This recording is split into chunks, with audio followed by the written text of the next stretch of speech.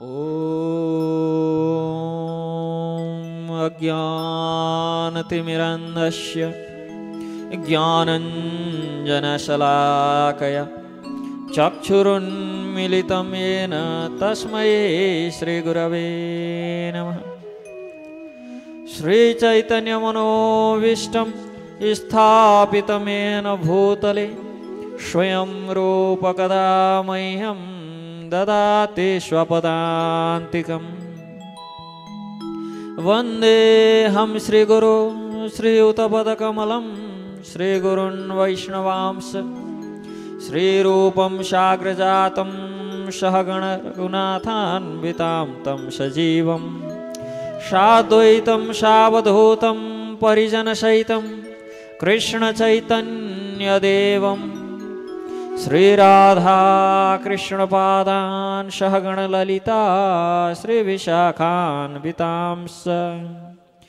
नमो विष्णुपादाय कृष्णप्रेष्ठाय भूतले श्रीमते गोपालकृष्ण गोस्वामिनीति नामिने। नमो विष्णुपादाय कृष्णप्रेष्ठाय भूतले श्रीमते भक्तिवेदांत स्वामिनीति नामिने। नमस्ते सरस्वती देवे गौरवाणी प्रचारिणे निर्विशेष शून्यवादी पाश्चात्य दिशतारिणे। नमो विष्णुपादाय कृष्णप्रेष्ठाय भूतले श्रीमते भक्ति सिद्धांत सरस्वती इति नामिने। श्रीवार्षभानवी देवी दयिताय कृपाब्दये कृष्ण संबंध विज्ञान दायिने प्रभवे नमः। माधुर्योज्वल प्रेमाढ्य श्रीरूपानुग भक्तिद श्री गौर करुणा शक्ति विग्रहाय नमस्तुते। नमस्ते गौरवाणी श्री मूर्तये दीनतारिणे रूपानुग विरुद्धाप सिद्धांत ध्वंतहारिणे। नमो गौरकिशोराय साक्षात् वैराग्यमूर्तये विप्रलंबर शाम्बोदे पादंबुजायते नमः।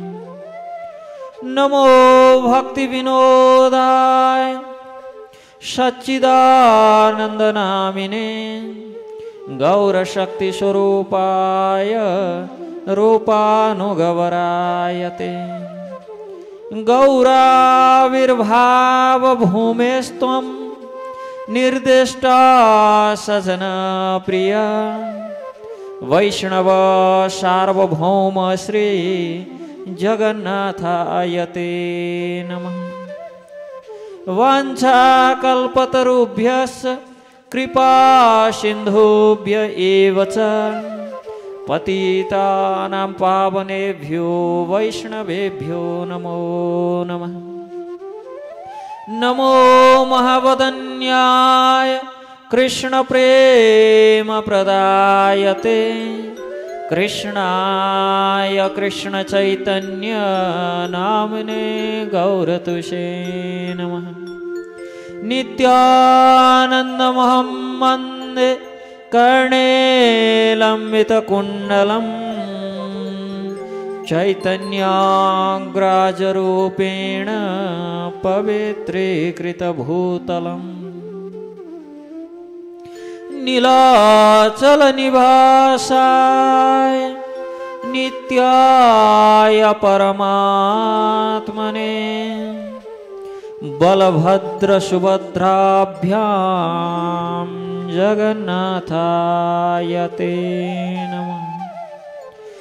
उग्रं वीरमहाविष्णुं ज्वालान्तं सर्वतोमुखं नृसिंहं भीषणं भद्रं मृत्युर्मृत्युं नमाम्यहम्।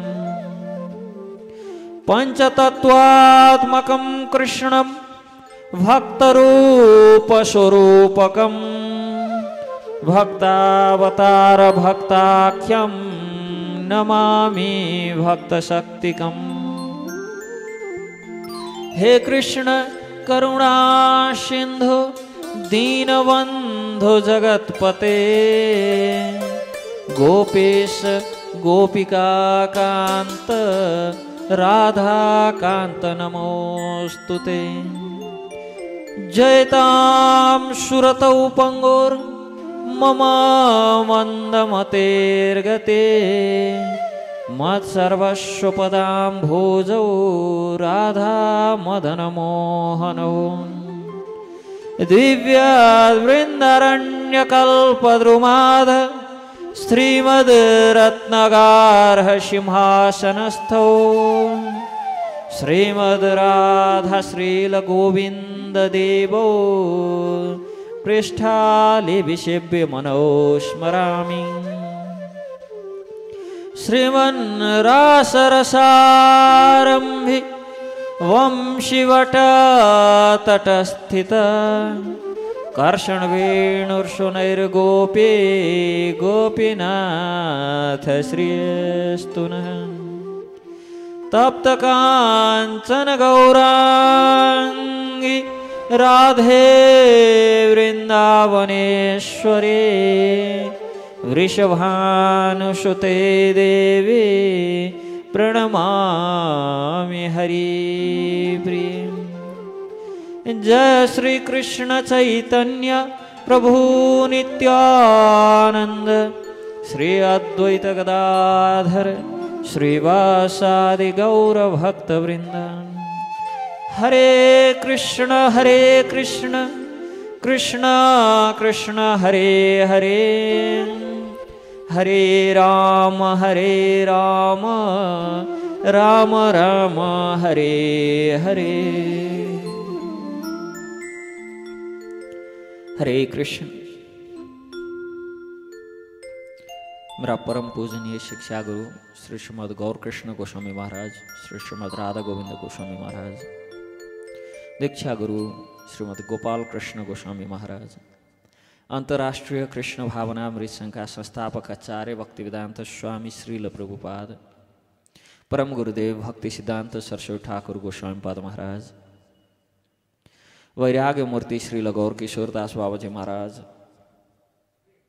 सच्चिदानंद श्रील भक्ति विनोद ठाकुर, वैष्णव सार्वभौम श्रील जगन्नाथ दास बाबाजी महाराज, श्री रूप श्री सनातन भट्ट रघुनाथ, श्री जीव गोपाल भट्ट दास रघुनाथ षड गोस्वामी प्रभुपाद महाराज एवं अखिल ब्रह्मांड विश्वनायक श्रीपति राधा सर्वेश्वर भगवान श्री कृष्ण चंद्र का श्री चरण में सादर नमन गर्दै वंदना गर्दै उन्हीं भगवान श्री कृष्ण को तुष्टि हेतु आयोजित इस रामकृष्ण इस पशुपति महासत्संग में हामीलाई प्रत्यक्ष श्रवण गरिरहनुभएका सम्पूर्ण भक्त भागवतहरूलाई हार्दिक स्वागत, हार्दिक नमन गर्न चाहन्छु। आज विशेष दिन छ षट्तिला एकादशी, जो माघ कृष्ण पक्षको एकादशी, यसलाई षट्तिला एकादशी भनिन्छ। यो तिला एकादशी विशेषतः यसको नाम हो, यसलाई षट्तिला एकादशी किनभने यहाँ षट अर्थात् 6 अङ्क र तिलबाट यो दुईटा शब्दबाट षट्तिला एकादशीको नामाकरण गरिएको छ। तिलद्वारा विशेषतः 6 प्रकारका कर्महरू आज गरिने भएका कारण यसलाई षट्तिला एकादशी पनि भनिन्छ। तिलद्वारा स्नान गर्ने, तिलको लेपन लगाउने, तिलले हवन गर्ने, अनि तिलले पितृ तर्पण गर्ने, तिलको भोजन गर्ने र तिल नै दान गर्ने भएका कारण यी 6 वटा कर्महरू आज विशेष भएका कारण षट्तिला एकादशी भनेर आजको एकादशीलाई भनिन्छ। कि आजका एकादशीका दिन 6 वटा कार्यहरू तिलका माध्यमद्वारा गरिन्छ। स्नान, लेपन, हवन, तर्पण, भोजन र दान। र आजको तिलको दानको विशेष महत्त्व रहेको छ। षट्तिला एकादशीको व्रत बस्नेहरूले आज तिलको जति मात्रामा दान गरिन्छ त्यति नै मात्रामा पुण्य, अक्षय पुण्य प्राप्त हुने र स्वर्ग आदि लोकहरू प्राप्त हुन्छ भन्ने शास्त्रीय कथन छ, शास्त्रीय मान्यता रहिआएको छ। यसकारण पनि आजको षट्तिला एकादशीलाई विशेष मानिन्छ, किनभने आज वर्षभरिमा आज विशेषतः तिल दान गर्ने दिन भएका कारण। र षट्तिला एकादशी विगत 7 दिनदेखि आज सप्तम दिवस हामी श्रीमद् भगवत गीता अन्तर्गत रहेर भगवानका श्रीमुखबाट निसृत वाणीहरूको श्रवण गरिरहेका छौँ। श्रीकृष्ण अर्जुन संवादका रूपमा भगवान कृष्ण र अर्जुन महाभारतको त्यो युद्ध एकदम सुरु भइसकेको छ, शङ्खघोष भइसकेको छ। त्यस बेलामा अर्जुनलाई कतै युद्ध पाप कर्म त होइन भन्ने विचार आउँछ र अर्जुनको त्यो विचार, अर्जुनको हृदयमा उत्पन्न भएको त्यो संशय निवारणार्थ भगवानले यस गीताको ज्ञान अर्जुनलाई प्रदान गर्नुहुन्छ। अर्जुन प्रश्न गर्दै जान्छन्, भगवान उत्तर दिँदै जानुहुन्छ र त्यही अर्जुनको प्रश्न र भगवानको उत्तरको रूपमा रहेको यस श्रीमद् भगवत गीतालाई हामी विगत 6 दिनदेखि श्रवण गरिरहेका छौँ र हामी तेस्रो अध्यायमा छौँ। आदरणीय भक्त भागवतहरू, आज एकादशीको विशेष पावन अवसर छ। श्रीमद् भगवत गीताको श्रवण गर्दै गर्दाखेरि यहाँबाट बुद्ध भावन भगवान श्री पशुपतिनाथको यो पावन क्षेत्रबाट भगवत गीताको श्रवणको आनन्द लिइरहँदाखेरि हामी यो महोत्सव, यो उत्सव विशेष गरी देवघाटमा मातापिता सेवाश्रम निर्माणका लागि भक्तहरूलाई आह्वान पनि गरिरहेका छौँ। यो बिर्सिन भएन, आज एकादशीको विशेष तिथि छ। आजको दानलाई एकदम विशेष मानिन्छ एकादशीका दिन, यसै पनि तीर्थव्रत दान गर्ने दिन हो। यसकारण हजुरहरूले एक हात भूमिदानका लागि आफ्नो नाम टिपाउँदै गर्नुहोला, सङ्कल्प गर्दै गर्नुहोला, किनभने एकादशी अन्य दिनका दिन भन्दा विशेष एकादशीको व्रत र एकादशीका दिन गरिएको दानको अधिकाधिक महत्त्व रहेको छ। अन्य दिन गरिएको सङ्कल्पभन्दा एकादशीको दिन गरिएको सङ्कल्पको फल ज्यादा प्राप्त हुन्छ। यसकारण आज सङ्कल्प गऱ्यौँ, अब आजै दान लिएर आजै पुर्याउन जानुपर्ने हो कि त्यस्तो सोच्नु पर्दैन। आज सङ्कल्प गरेर भोलि पर्सि जुन दिन अनुकूल हुन्छ त्यस दिन हामीले हाम्रा नाममा एक हात भूमिदान गर्न सक्छौँ। तर आज विशेषतः सङ्कल्प गर्ने दिन भएका कारण यो मातापिता सेवा आश्रम निर्माणका लागि हामी सबैले आजको विशेष अवसर पारेर सङ्कल्प गरौँ र हामी श्रीमद् भगवत गीता हिजो हामीले यद्यद आचरते श्रेष्ठ तत्तदेवे तरोजन, जो आदर्श व्यक्तिहरू छन् तिनले जस्तो प्रतिमान स्थापित गर्छन्, तिनले जस्तो नजिर स्थापित गर्छन्, जनसाधारणले त्यस्तै अनुसरण गर्ने हुन्। यसकारण प्रतिमान तिमीले स्थापना गर्दा त्यो आदर्शलाई नगुमाऊ। तिमी जो आदर्श व्यक्तित्व तिमीले बनाएका छौ अर्जुन, त्यो नघुम्ने गरी नजिर स्थापित गर्नुपर्छ। यसकारण आचरणमा, कर्तव्यपरायणतामा, नैतिकतामा कतै अचुक भएर कतै नचुक्ने गरी तिमीले प्रतिमान स्थापित गर्नुपर्छ, ताकि भोलि अन्यले तिम्रो अनुसरण गर्दै गर्दाखेरि समाजमा धर्मको वृद्धि होस्। समाजमा धर्मको वृद्धि हुने हिसाबले तिमीले आदर्श निर्माण गर्नुपर्छ। अर्जुनलाई भगवानले उपदेश दिँदै हुनुहुन्थ्यो र भगवान के भन्नुहुन्छ त, आदर्श स्थापना गर्नु कति महत्त्वपूर्ण छ भने अर्जुन, आदर्श स्थापित गर्नु, कर्तव्यपरायणता हुनु कति महत्त्वपूर्ण छ भने अर्जुन, न मे पार्थस्ति कर्तव्यम, न मे पार्थस्ति कर्तव्यम त्रिषु लोकेषु किञ्चन नानवाप्तमवाप्तव्यम वर्त एव च कर्मणि। यहाँ भगवान के भन्नुहुन्छ कि हे पृथापुत्र, तीनै लोकमा नमे पार्थस्ति कर्तव्यम। हे पृथापुत्र, हे पार्थ, नामे नमे पार्थस्ति कर्तव्यम। मेरो त त्रिषु लोकेषु किञ्चन, तीनै लोकमा मैले गर्नुपर्ने कुनै कर्तव्य छैन। मेरा लागि भनेर बनाइएको, मैले गर्नुपर्ने भनेर स्थापित भएको कुनै कर्तव्य कर्म छैन तीनै लोकमा। त्रिषु लोकेषु किञ्चन, तिनै लोकमा मेरा लागि भनेर यस्तो कुनै कर्म बनेको छैन अर्जुन। तर नान वाप्तमवाप्तव्यम वर्तएव च कर्मणि, मलाई कुनै चिजको चाहना पनि छैन, कुनै कामना पनि छैन र मैले प्राप्त गर्नुपर्ने कुनै यस्तो विषय वस्तु वासना पनि छैन। तर पनि हे अर्जुन, म आफ्नो कर्तव्य कर्ममा लागेको छु। भगवान् यहाँ बताउँदै हुनुहुन्छ, अर्जुन तिम्रा लागि कर्तव्य कर्म कति आवश्यक छ भन्ने कुरा बुझ। यहाँ हामीले आदर्श स्थापित गर्नु कति महत्त्वपूर्ण छ भन्ने विषयमा बुझ। पहिले त भगवान्ले यद्यद आचरति श्रेष्ठ तत्तदेवे तरोजन भन्नुभयो। जो श्रेष्ठ पुरुषहरूले, श्रेष्ठ व्यक्तिहरूले, सम्मानित व्यक्तिहरूले, आदर्श पुरुषहरूले जुन आदर्शको जुन प्रतिमानको छोडेर जान्छन् त्यही नै अन्यले अनुसरण गर्ने हुन्। त्यस पछाडि अब के भन्नुहुन्छ त, मेरा लागि त त्रिषु लोकेषु किञ्चन नामे कर्तव्य, मेरो कुनै कर्तव्य नै छैन तिनै लोकमा। तर पनि वर्तएव च कर्मणि, म पनि कर्म गरिराखेको छु, म पनि कर्तव्य पालन गरिराखेको छु।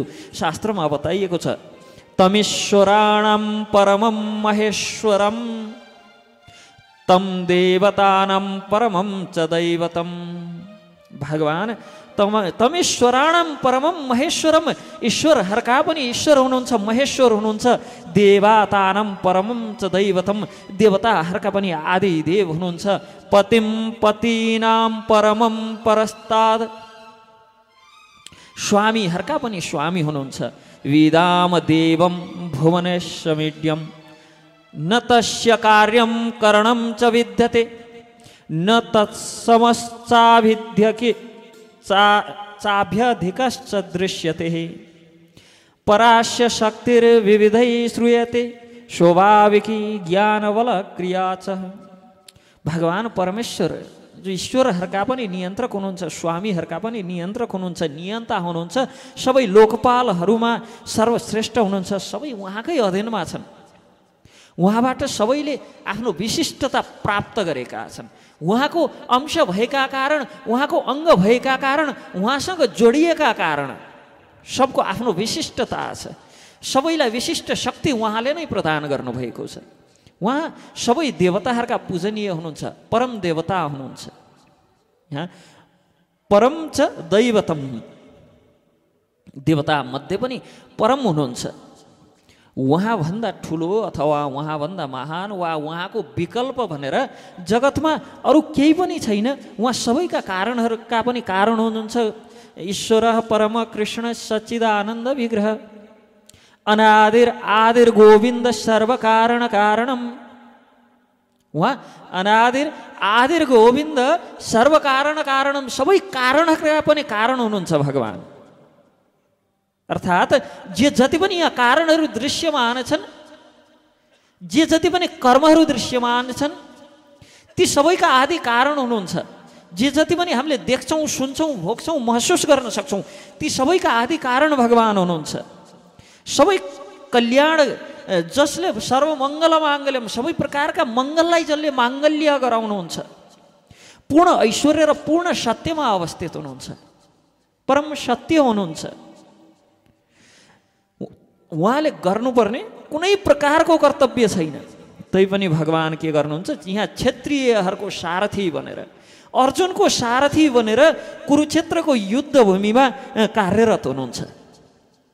किनभने दिन दुखीहरूको सुरक्षाको व्यवस्था मिलाउनु, आश्रित जनलाई सुरक्षा गर्नु, धर्मको स्थापना गर्नु क्षत्रियहरूको धर्म हो। भगवान सबै शास्त्रका विधि विधानभन्दा माथि हुनुहुन्छ।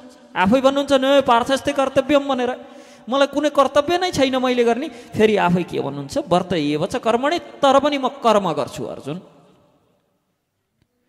सम्पूर्ण शास्त्र आदिभन्दा माथि हुनुहुन्छ, शास्त्रका विधानहरूभन्दा माथि हुनुहुन्छ, तर पनि शास्त्र निषिद्ध, शास्त्र विरुद्ध कुनै प्रकारको कर्म गर्नुहुन्न। परिपूर्ण सबै सर्व कारण कारण, सबै कारणका कारण, पूर्ण काम, पूर्ण सत्य भएर पनि श्री भगवान शास्त्र विरुद्ध कुनै काम गर्नुहुन्न। अब हामी को हौँ सबै शास्त्रको विरुद्ध जाने? आजकल हामी धर्म, पुण्य कार्य आदि पनि आफ्ना हिसाबले निर्माण गर्छौँ। हामीलाई के गर्दा अनुकूल हुन्छ हो त्यही वाला चाहिँ शास्त्र निहित कर्म हो भनेर दिन्छौँ। यहाँ स्वयं भगवान आफै पनि शास्त्रको मर्यादा विरुद्ध जानुहुन्न भने हामी शास्त्रको मर्यादालाई आफू अनुकूल तोडमोड गर्ने को हौँ? त्यो अधिकार कसले दियो? जसबाट शास्त्र उत्पन्न हुन्छन्। वेदो नारायण साक्षात्, वेदहरू साक्षात् नारायणबाट उद्भव हुन्छन् र वेदबाट जान्नुपर्ने पनि उनै भगवान नारायण हुनुहुन्छ र उनै भगवान नारायणले त शास्त्र प्रतिकूल शास्त्रको मर्यादा तोडेर कुनै प्रकारको कर्म गर्नुहुन्न।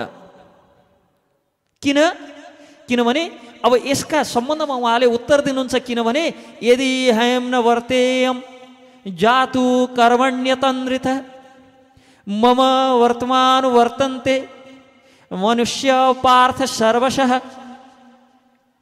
किनभने म शास्त्रको मर्यादा, म शास्त्रभन्दा माथि छु, मेरा लागि जगतमा कुनै कर्तव्य कर्म छैन, तर पनि म कर्म गर्दैछु, शास्त्रको मर्यादालाई कायम राख्दैछु। किनभने यदि मैले आफ्ना निर्धारित कर्म गरिनँ भने अथवा निर्धारित कर्तव्य कर्मलाई सावधानीपूर्वक सम्पन्न गरिनँ भने हे पार्थ, यदि हायम न वर्त्यम जातु कर्मण्यतन्द्रित मम वर्तमानु वर्तन्ते मनुष्यः पार्थ सर्वशः। हे पार्थ, सारा मानिसहरू मेरो देखा सिखी गरेर अल्छी हुन लाग्छन्, कर्तव्य छोड्दिन लाग्छन्।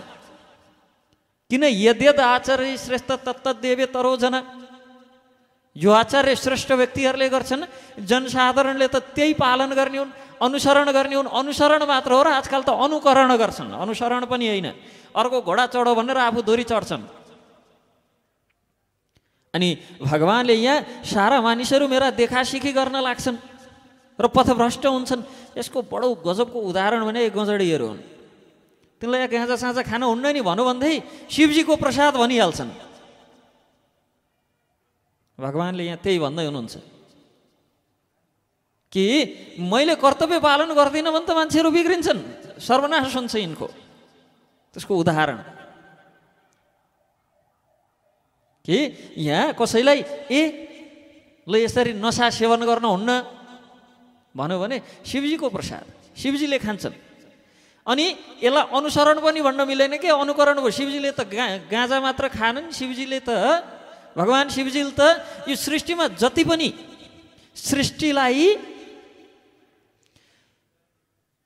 सृष्टिमा अनावश्यक प्रकारको बाधा व्यवधान पुर्याउने सबै कुरा ग्रहण गर्दैन हुन्थ्यो। कालकोट बिख पनि खाइदिनु भएको थियो, त्यो पनि खानु। धरती मातालाई बोझ कम हुन्थ्यो, त्यतातिर तिनको विचार आउन्न। त्यतातिर विचार फिटिकै आउन्। अर्थात् भगवान पनि विचार हाम्रा लागि भनेर कर्तव्य कर्म गर्दैनुहुन्छ, त्यो आदर्श स्थापित गर्नका लागि, प्रतिमान स्थापित गर्नका लागि।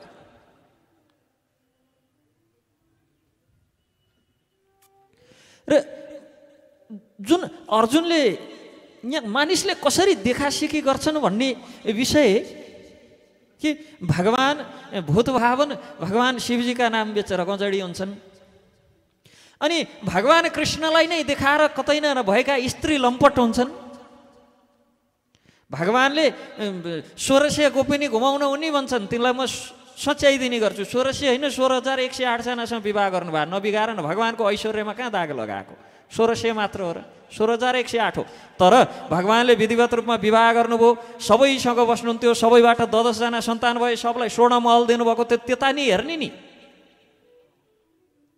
त्यतातिर विचार जान्न। कामासक्त स्त्री लम्पटहरू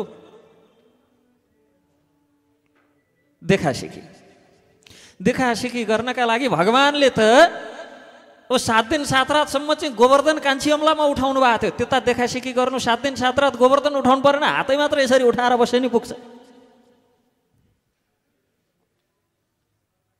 त्यतातिर पनि विचार आउनु। भगवान यहाँ यदि मैले आफ्ना निर्धारित कर्तव्य कर्मलाई सावधानीपूर्वक सम्पन्न गरिनँ भने हे पार्थ, मनुष्य वर्तमान वर्तन्ते मनुष्यः पार्थ सर्वशः, मान्छेहरू बिग्रिन्छन्, पथभ्रष्ट हुन्छन्। यसकारण ती पथभ्रष्ट नहुन् भनेर अरू सबैको हितलाई ख्यालमा राखेर मैले कर्म गरिदिन्छु। हेर्नु त भगवान हाम्रा हितका लागि भनेर जो भगवानले गर्नुपर्ने नै छैन।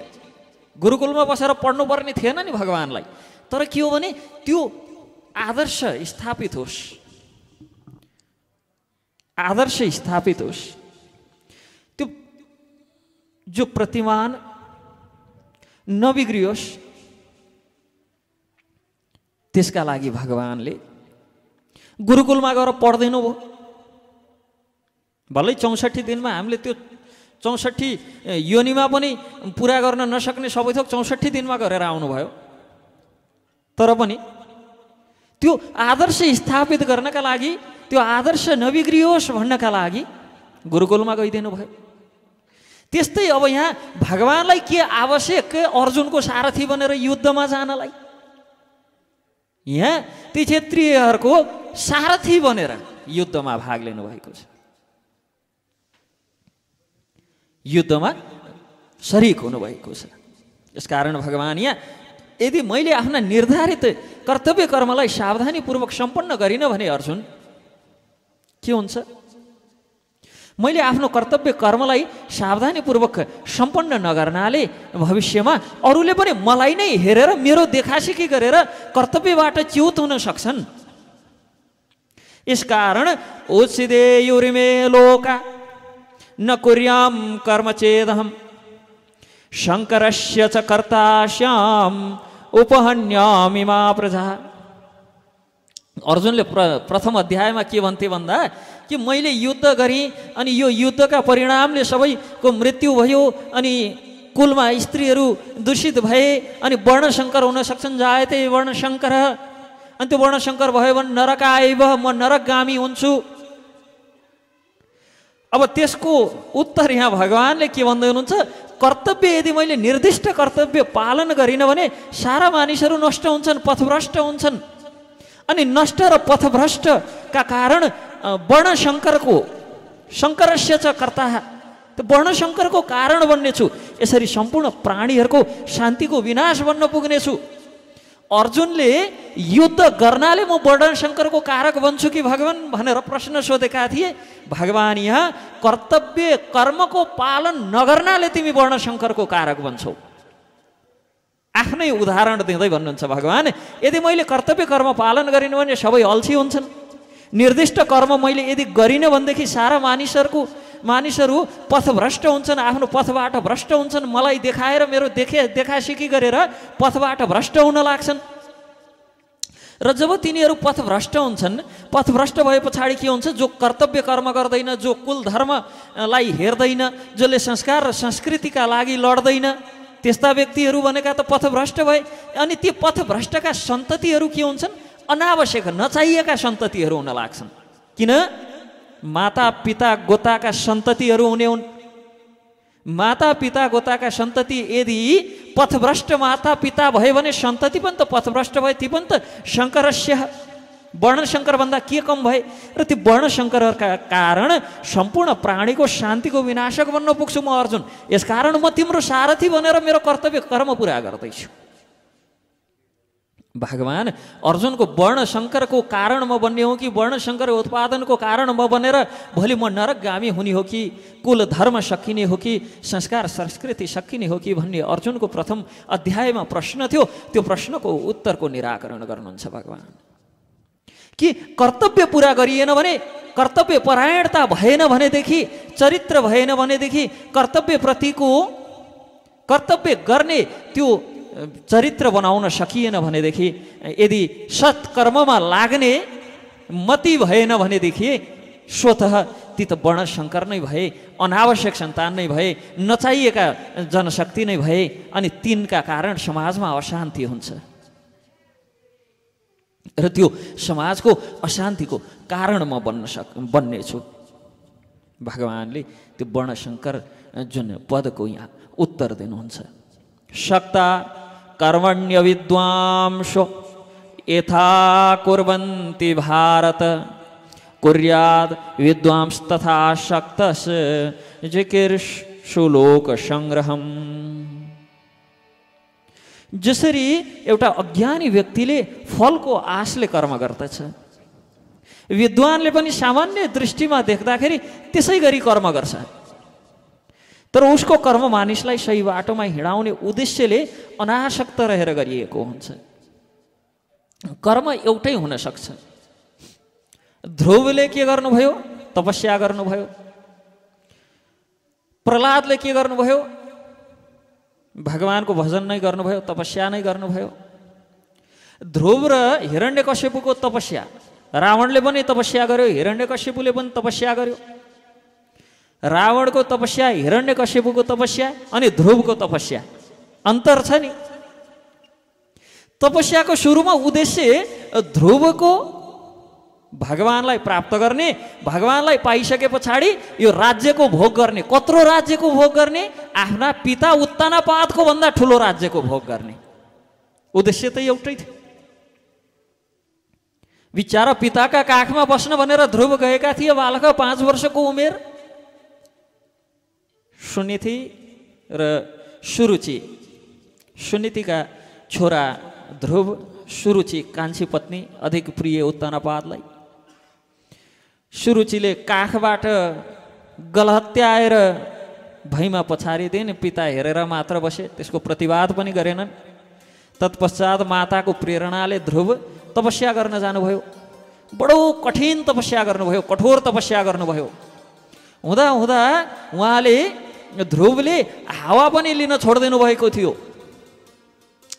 त्यसरी तपस्या गरेर उद्देश्य के थियो ध्रुवको? मलाई माताले, सुरुचिले, यदि तँ यो काखमा बस्ने हो भने तैँले मेरो गर्भबाट जन्मनु पर्थ्यो भनेर दुत्कारिन्, धिक्कारिन्, मलाई अपहेलित गरिन्, गलत्याएर निकालिन्। यो राज्यको भोग गर्न, यो पिताको काख पाउनका लागि मेरो गर्भबाट जन्मिनु पर्थ्यो, भगवान विष्णुसँग गएर प्रार्थना गर भनिन्।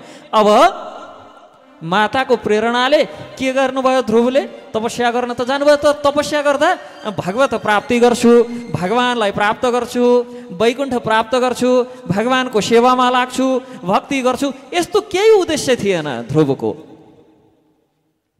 उद्देश्य के मात्र थियो? जसरी हुन्छ पिताको भन्दा ठुलो राज्य पाउने हो, उत्तानपादको भन्दा ठुलो राज्य पाउने हो, अर्थात् राज्यको लालसा थियो। अनि हिरण्यकश्यपले तपस्या गर्दा उसलाई पनि त्यो पद र प्रतिष्ठाकै लालसा थियो। रावणले तपस्या गर्दा प्रतिष्ठाकै लालसा थियो। अर्थात् तपस्या सुरु हुँदाखेरि सबैको केबाट सुरु भएको थियो? चाहे ध्रुवको हेर्नुहोस्, चाहे हिरण्यकश्यप वा रावणको हेर्नुहोस्, लालसाबाटै सुरु भएको। लालसा, कामनाबाटै। त्यो काम पूर्तिका लागि, काम तृप्तिका लागि, कामनाको तृप्तिका लागि नै सुरु भएको हो। तर तपस्या गुणका भेदका आधारमा अज्ञान तमोमय, रजोमय गुणमा आसक्त भएर ती आसुरिक स्वभाववालाहरूले तपस्या गरे, तिनले के प्रतिफल पाए? अनि यता ध्रुवले निष्काम भावले केवल भगवानलाई भेट्नु छ, भगवानलाई देख्नु छ, भेटे पछाडि के माग्ने मागौँला, भगवानको दर्शनका लागि जो तपस्या गर्नुभयो, भलै अन्तिम उद्देश्य राज्य प्राप्ति नै थियो। तर ध्रुवले के प्राप्त गर्नुभयो? मान्छे कर्म एउटै गर्दा गर्दै पनि प्रकृतिको गुण, कुन गुणलाई हामीले स्वीकार गरेर अनि कर्म गर्दैछौँ, कुन भावलाई स्वीकार गरेर कर्म गर्दैछौँ? लालसा, इच्छा पूर्ति, कामना पूर्तिकै लागि तपस्या गर्दा गर्दै पनि कोही ध्रुव हुन सक्दा रहेछन्, कोही रावण र हिरण्यकश्यप हुन सक्दा रहेछन्, कर्म एउटै गर्दा गर्दै पनि। यसकारण अब ध्रुवलाई प्रहलाद जस्ता मार्ग निर्देशकको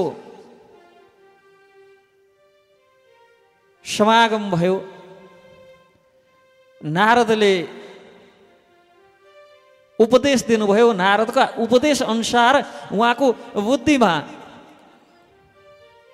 उहाँको भाव नारदको उपदेश, जो नारदले उपदेश दिनुभयो त्यही हिसाबले उहाँ चल्नुभयो। यसकारण लालसा राज्यकै हुँदाहुँदै पनि भगवत प्राप्ति भयो।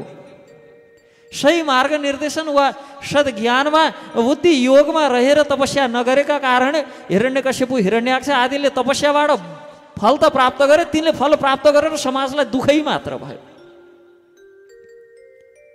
यसकारण कुन स्थितिमा बसेर कुन अवस्थामा कसको सदुपदेश ग्रहण गरेर तपस्या गरिन्छ त्यसले पनि धेरै फरक पार्दो रहेछ। अर्थात् कर्म गर्दाखेरि के को निर्देशनमा रहेर। यहाँ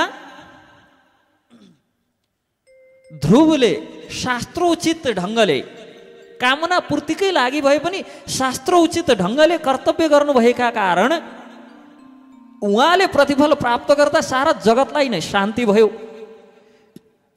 शास्त्र प्रतिकूल, शास्त्रको मर्यादाभन्दा बाहिर गएर कर्म गर्नाले तपस्या नै गरेको हो गर्न त सत्कर्म नै जस्तो लाग्छ तपस्या।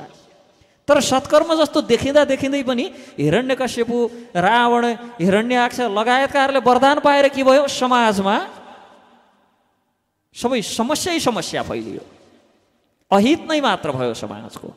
यसकारण शास्त्रीय मर्यादामा रहेर जसले कर्म गर्छन् त्यस्ता विद्वानहरूको कर्मले संसारलाई हित गर्छ। र जो अज्ञानी व्यक्तिले केवल फलमा आसक्ति मात्र भएर आफ्ना इन्द्रियहरूको तृप्तिका लागि मात्र कर्म गर्छ त्यसले न आफ्नो हित गर्छ न अरूको हित गर्न सक्छ।